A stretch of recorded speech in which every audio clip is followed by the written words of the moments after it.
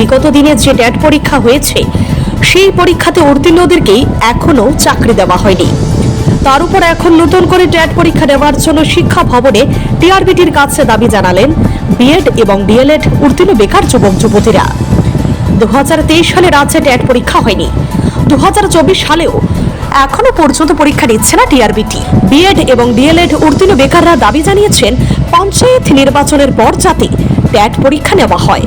বিষয়টি সম্পূর্ণভাবে নির্ভর করছে রাজ্য সরকারের উপর। লোকসভা ইলেকশন গেল, লোকসভা ইলেকশনের পরে আবার টিআরবিটি প্রধান রাজ্য সরকারের কাছে অনুরোধ করেছে যে এখন তো লোকসভা শেষ, তাহলে এখন আপনারা পরীক্ষা নিয়ে নিন। তখন রাজ্য সরকার স্পষ্টভাবে জানিয়ে দেয় যে আগামীতে পঞ্চায়েত ইলেকশন আছে, সেই পঞ্চায়েত ইলেকশনের জন্য আমরা এখন পরীক্ষাটা নিতে পারবো না। তাহলে পঞ্চায়েত ইলেকশন শেষ হচ্ছে মোটামুটি আগস্ট মাসের 16 তারিখের মধ্যে ইলেকশন শেষ হয়ে যাচ্ছে। তখন আমরা টিআরবিটি প্রধানের কাছে রিকোয়েস্ট করেছি যে 16 তারিখেও কিন্তু আপনি একবার দয়া করে আবার সরকারের কাছে একটু পৌঁছে দেবেন, যেন সরকার যেন আমাদের কথাটা বিবেচনা করে যেন এক্সামের জন্য একটা প্রিপারেশন গ্রহণ করে।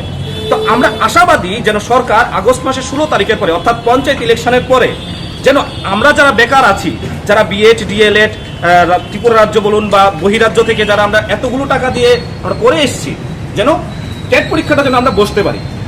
সেই অর্থে রাজ্য সরকার আছে আমাদের ছাত্রছাত্রীদের তরফ থেকে একটা বিনম্রভাবে অনুরোধ যেন পঞ্চায়েত ইলেকশনের পরে আপনারা যেন একটা এক্সাম নেওয়ার জন্য একটা ব্যবস্থা আপনারা গ্রহণ করুন। আমরা আশাবাদী, আমরা রাজ্যের মুখ্যমন্ত্রীর কাছে আশাবাদী, আমরা আশাবাদী যেন আমাদের যারা ছাত্রছাত্রী, যে ছাত্রছাত্রীর যে কথা, সেই কথাকে উনি বিবেচনা করে এবং সেটার একটা সঠিক একটা ব্যবস্থা গ্রহণ করবে। আমরা আশাবাদী যে ছাত্রদের উনি এভাবে ভেসে যেতে দেবেন না।